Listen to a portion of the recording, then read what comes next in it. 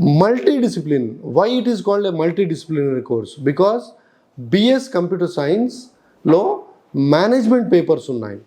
So computer సైన్స్తో పాటు BTech సిఎస్సిలో లేని courses ఏవైతే ఉన్నాయో అంటే మేనేజ్మెంట్ పేపర్స్, బీబీఏ ఎంబీఏలో ఉన్న పేపర్స్, బిఎస్ ఎకనామిక్స్ ఉంటుంది, బిఏ మార్కెటింగ్ పేపర్స్ ఉంటాయి, ఓబీ పేపర్స్ ఉంటాయి. సో బీటెక్ సిఎస్సి వాడు చదువుకొని ఒక టెక్నికల్ టూల్ ఆపరేటర్ అవుతాడు, రైట్?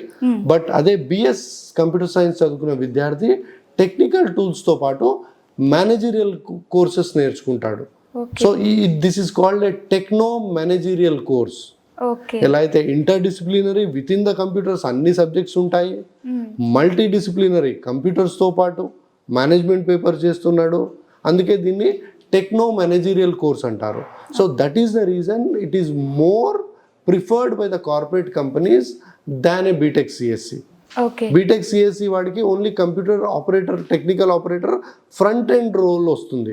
అదే బిఎస్ కంప్యూటర్ సైన్స్ చేసిన విద్యార్థికి మనకి కంప్యూటర్స్తో పాటు మేనేజ్మెంట్ కూడా నేర్చుకుంటాడు కాబట్టి ప్లేస్మెంట్ వచ్చేసరికి లీడ్ పొజిషన్స్లో వెళ్తారు, మేనేజరియల్ పొజిషన్స్లో వీళ్ళకి ప్లేస్మెంట్ వస్తుంది.